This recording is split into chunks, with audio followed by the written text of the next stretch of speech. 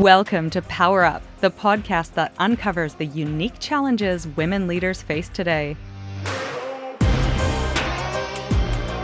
Join your hosts, Nat and Kristen, as we dive into the tough topics and provide actionable insights you can apply right now.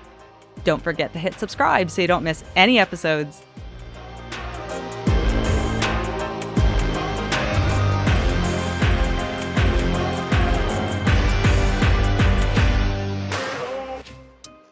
Happy 2026, Nat.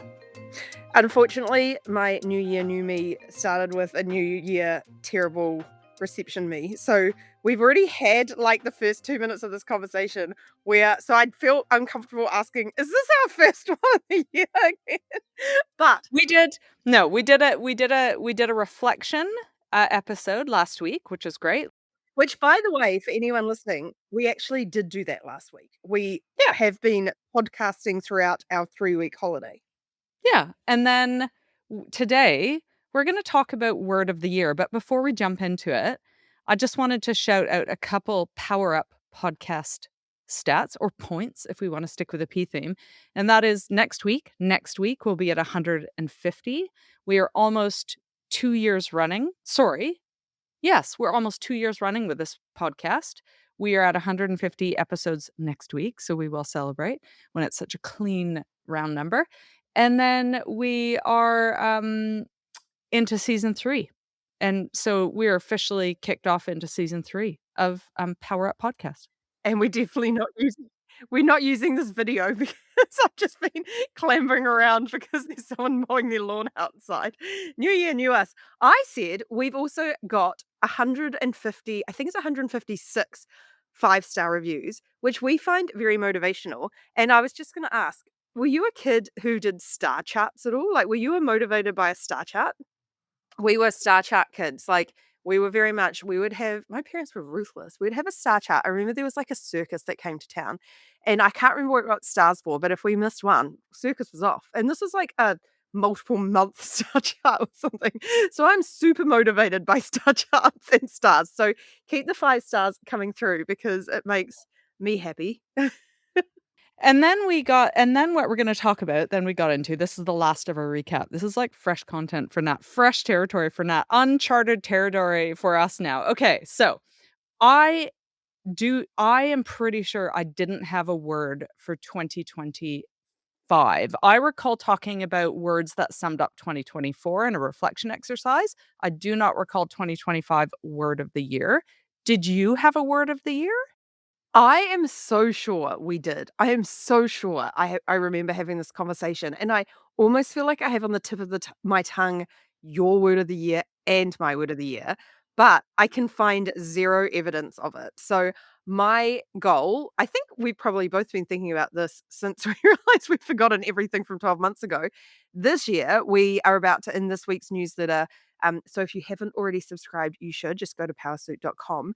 We will send out a form where everyone can complete their reflection of 2025, which is one of the key parts to a fresh start effect, as is your word of the year. Because then we will send you an email.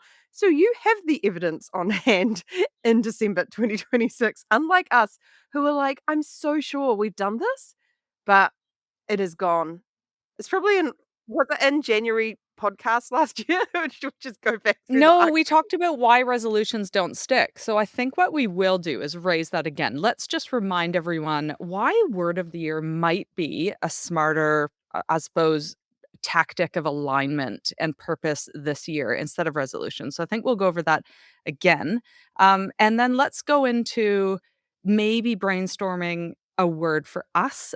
But the invitation is that we're having a mini masterclass next week on just this. So you have got time from the time that you listen to this episode, you've got time to join PowerSuit and join us in that session where we're actually going to take you through a great reflective, structured session, short and sweet. It will take no more than 30 minutes where you walk away with your word of the year to keep you kind of aligned and motivated and on track. So let's first, before we get into that, power suiters as well, right? Like if you join live, we'll put you into groups if you want to.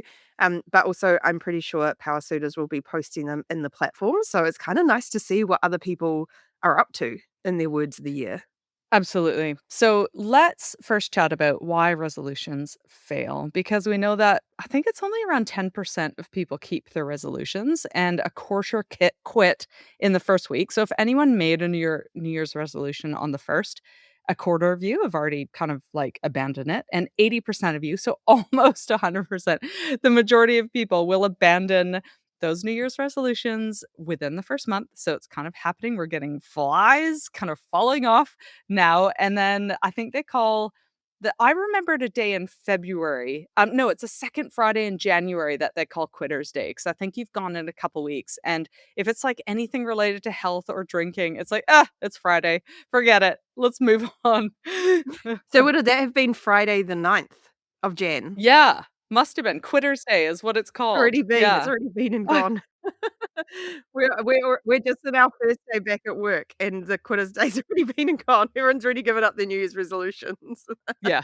Don't feel like you failed. There's a few reasons for this, and I'm the same, and if I go back and listen to some of our podcast episodes and what I wanted to do with, like, exercise or health or even our business, first of all, we take on too much. Like, I think ambitious people, make multiple ambitious goals, like, we wanna stretch ourselves in any way, and really want transformation in all facets of our life, so that is our reason why they fail. Yeah, we were actually, walking along the beach the other day, and my girlfriend Kyla is a yogi. She, goes to yoga several times a week, and she's like, I think she's now got, like, a million new hobbies. So she's like, "I think I need to become a 6:30 AM yogi," and I was like, "Oh, it's gonna be interesting to see how long that lasts," because I'm like, "We don't even get out of bed at 6:30 at the moment." So there's a lot of steps to go before you're gonna become 3 times a week yoga at 6:30 AM. I will keep you posted on how that sort of semi-resolution goes. Yeah, great. Intention. Let's call that one an An intention. intention, yeah, because I feel like I've been there before, and actually both of us have successfully gone to the gym at 6:30 in previous years for large pockets of time, and there are some massive benefits to it, but there is a lot of lifestyle change right now between now and then. The second reason I think why New Year's resolutions fail is they're too rigid, and I think we've talked about this a lot with the streak apps, so, like, if you're a Duolingo or you're in a run streak or whatever it might be, Snapchat streaks, they really focus on the momentum and motivation that comes from hitting something time and time and time again, doing something small. The problem is when you stop once or if you miss one, your streak starts again from 0, and that's the case with any New Year's resolution too, if there's one slip up. So if you've decided you're not gonna eat junk food all year, or you're gonna cut chocolate, or you're gonna stop drinking, it's pass or fail. There is no room for gray area where it's like, "I just wanna do better at this." It's very much, "I'm gonna go to the gym every week," or whatever, and most of the time, given how life is, there was gonna be slip ups, there's gonna be little stumbles along the way. And the challenge with New Year's resolutions is when you do, you kind of go, oh, well, that's the end of that. Move on with my life. Yeah, yeah. Which leads to another recollection I just had of why resolutions fail from our episode 1 year ago, and that was because we focused too much on extrinsic goals instead of intrinsic, and so extrinsic is that, ultimately we create goals based on what we think we should be, look like, act like, be at a stage of our career, or what society puts us, places on us, those or other people expectations on us. And so we make goals based on other people's expectations or where we think we should be, as opposed to intrinsic, which is really like, what is the thing that is deep inside? Like, for example, the yogi training. Like, why? What is it about yoga that is interesting, that is motivating? It could be flexibility for health. And so that's something that's intrinsic. It's not tied to like weight loss or, people's expectations. It's like, I wanna move more flexibly, for example, and so that's much more easier goal, um, to, I suppose, stick to and to yeah. Yeah. No, and I think in this case as well, the yoga part is sorted. Like I think Connor's been going probably for a good 6 months quite regularly. It's the 6:30 AM goal. It's gonna be the interesting one. Like, the reason for that, and it is an intrinsic reason to a degree, when you've got a lot of other things that you wanna spend your evenings doing. Exactly. great, but it's not a motivator to start at 6:30, it's a motivator to free up after work, and so that's gonna be interesting. And to me, that makes sense in the summertime because you've got some daylight left in the evening to then go, it makes sense. Whereas the winter, I'm like, no way I'm hibernating. No way I'm getting up and out in the darkness. The darkness is awful. I feel like that's always what I mean, back in my hardcore days, I would get up and go jogging with a couple of friends at 6:30 in the morning, and I remember, like, it's pitch black. You're like 3 young women running from various parts of the city to meet each other, so I had to leave home even earlier to meet them at 6:30. Like, why did I do that? Why did I mean, it was fun at the time, but, ugh, who's got time for that now? Well, okay, so we do have some intentions, like as noted with the morning yogi practice. We've got some intentions with respect to I think I chatted on the last episode about energy and how I'm going to take some small actions to reclaim my energy, looking at balancing my hormones a little bit. I've already started tracking my protein and fiber. This was from an amazing interview we did late last year on Parasuit with Vinka Wong, who chatted to us about getting the food right for energy levels of perimenopause. So that's something I downloaded an app and I've been tracking that. And so I think we've got some intentions. And I know you chatted about just enjoying exercise and running for the joy of it and moving your body for the joy of it. But equally, we've got some work stuff. But let's get into the word because if you can't yet like it is much harder to fail at a word of the year.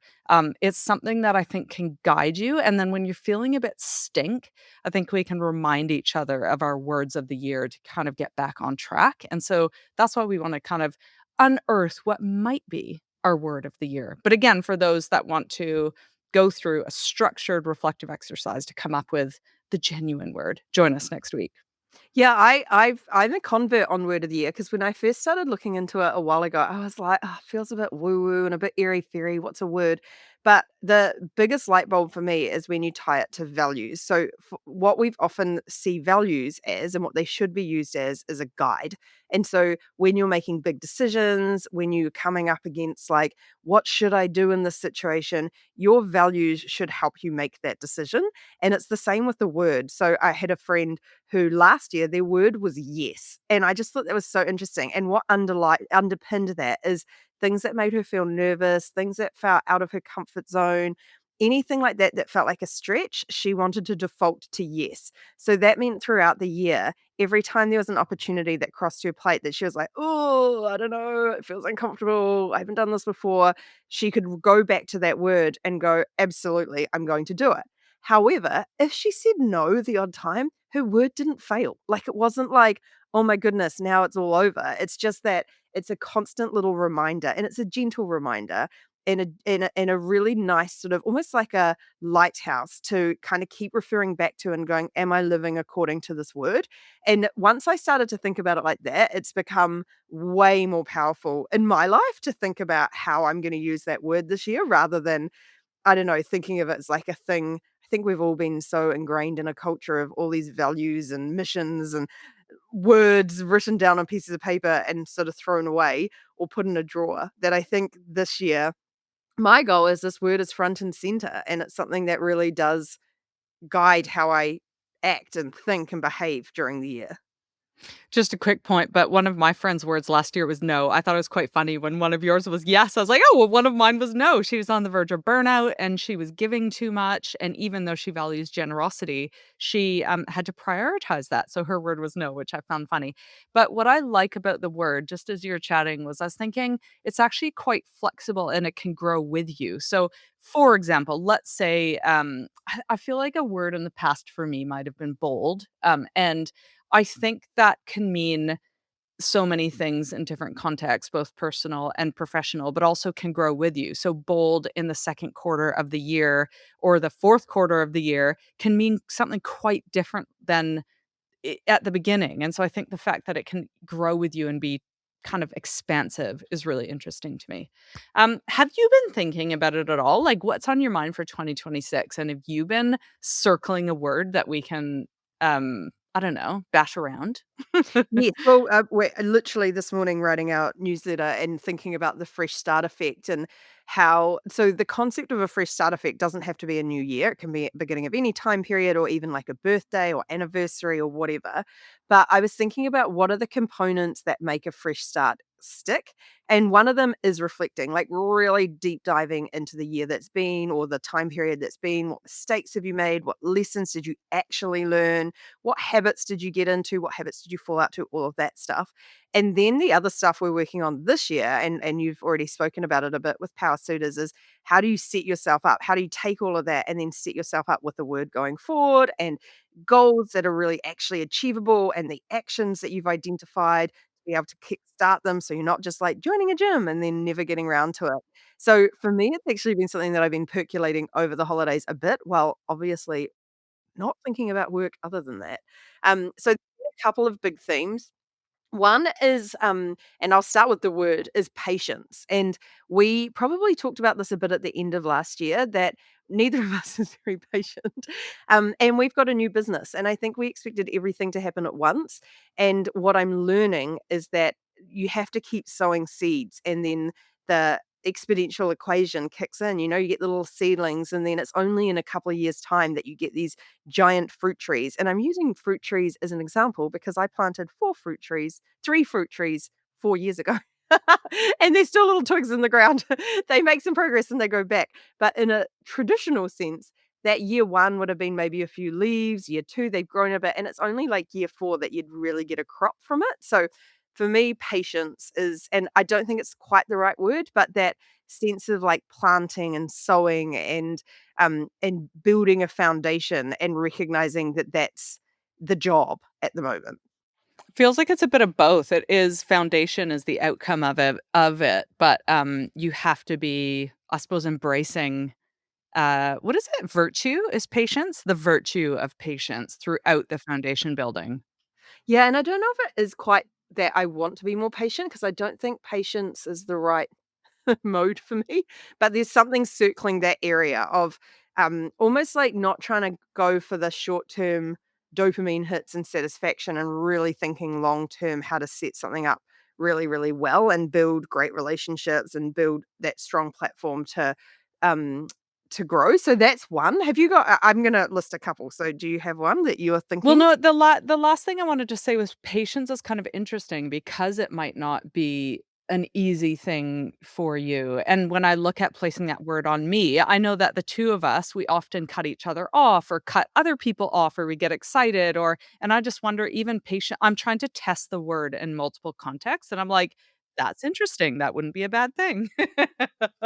Anyway, um, yeah, I was trying I've come up with a really strange word, and so I don't know if it's the right thing, and we're sense checking here, which is really helpful, and the word is true, because I don't like truth. I don't like what truth has become, especially in politics and media, and even it just has a weird evangelical tone to it, so I don't like this, like, concept of truth and having one truth, but I like the word of true, and if I think about what true means to me, it means, a few things in a personal context, like, if I think about the energy that I wanna take back and that I wanna get back into the ocean and I wanna start eating, food to fuel my body to do those things, or and sleep. It's about being true to myself with the habits I have, like, that feels like more than, like, I should and a homework and getting in trouble. It's like, is it time to be true to myself in that sense? And,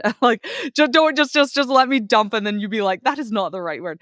True to, my relationships. I found myself to be overly peacekeepy and, my boundaries weren't strong enough, in 2025, so me, that feels like true to airing my feelings and what's important to me and putting up boundaries in my relationships and being true to those relationships. Which ones do I need? Which ones do I no longer need? So there's something about true in that sense, and then there's something about true in the business sense of, like, I, like you, wanna get the foundation right. I wanna get product market fit and have, scaling problems, and I wanna have, be true to the next steps in our mission and, like, I don't know, there's just a word there that, also with, like, what we're worth in the market, like, I wanna be true to our value and our pricing and, like, the amount of work we put in and what we should be getting out at this stage. Like, that stuff, I'm circling around true. Any thoughts? Any allergic reactions?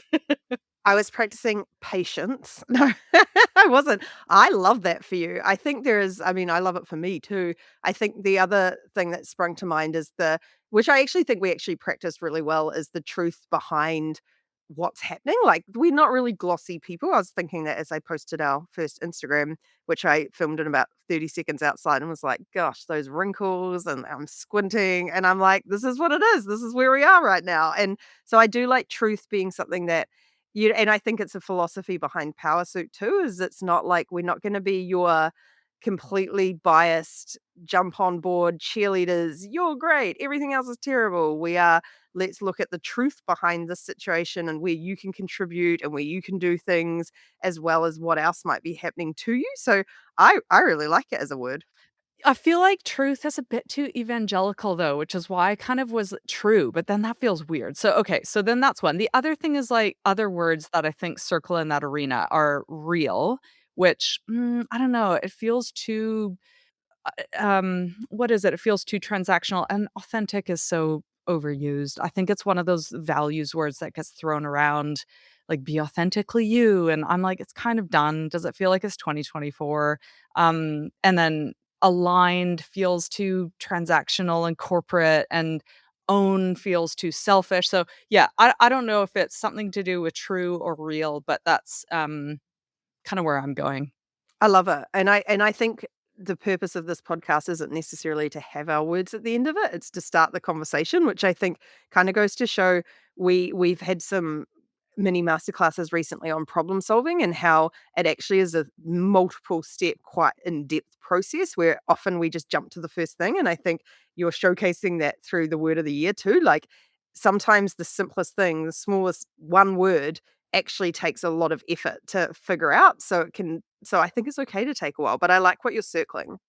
The other area that I've been pondering a little bit is, um, almost actually, we had a bunch of Gen Zs over on Saturday, and they talked about vibing a lot, and I was like, "Vibing? That's so cool that you vibe."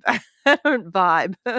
Um, and it's not that I wanna vibe, but I think I'm trying to unlearn my old behavior, which was probably best described as intense, and I think we've talked about this before with our last business, whereas one of our values is intensity, and I am trying to work in a more and operate in a less intense way, so, like, I enjoy now actually, your husband drove past me yesterday? Was it yesterday or the day before? And I was outside, like, cutting the edges of the lawns to make them straight, and then he jumps out of his car and we're pouring concrete in the driveway, he's chopping down trees with me, and I was like, there's something about this, like, embracing rest and embracing different modes, like, not everything has to be done at 100% speed, and we've literally just had this is our first day back officially, like, we've recorded the odd podcast and answered the odd email, but, like, 3 weeks without a laptop, like, that's unheard of for me, and I deliberately had it hiding in a suitcase and didn't wanna turn it on, and so if I had to do something, I was trying to do it on my phone, so I just zeroed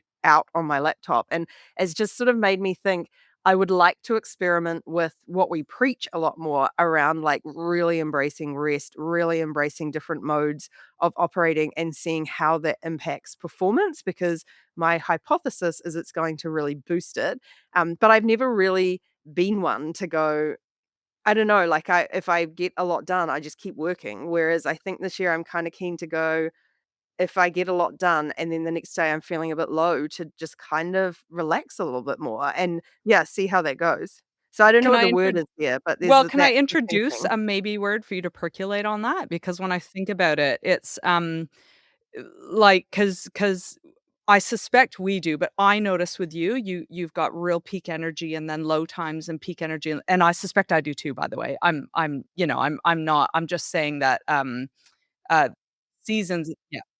Okay, yes, that. What if the word was steady, and if you kept that word steady in mind, it's like, I have to go and it's almost kinda similar to true. I have to align with my energy, I know this is a long and it also aligns with patience. Like, I know this is a long game, and the steady, what is it? The tortoise? Like, the steady and the sure is I'm just going to not win the steady. I so lost my steady's not patience. it. Steady, like Kyla is steady, like Kyla is not a roller coaster. I actually like embracing the highs and lows, but I think it's like I think the energy one's probably a better word of, like, go with where you're at, not with, like, trying to create steadiness. Because I don't know, maybe it just doesn't really I'm not as like, everything's either 100 or 0 with me, but I am gonna try and do a little bit more 75. Okay. Okay. Okay. I got you. I got you. Okay. Sounds great. Any other last words from you as we wrap? I don't actually have. I think I'm really circling that true space and, something will come, but any last words for you? No, I think even just having because I haven't thought about it before having this conversation, which is why I think if people are interested, they should join PowerSuit and do it properly. But I think those my patience and whatever this other word is actually kind of merge together because it's about going with your energy to build a more sustainable, longer term outcome. And so it does mean being patient. It does mean going with your energy.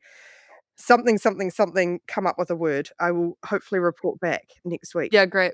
Great. Are you Yeah, going to because 'cause we'll report do back the next week? Let's bring our words and see.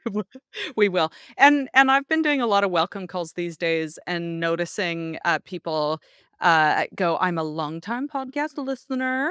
First time what do they say? Long time listener, first time caller. I had that quite a few times, over the break and just before Christmas. And so there will be people listening, wondering why they should join. And I just wanna say, going from this episode to action next week, an example of how next week will roll is that you'll come in.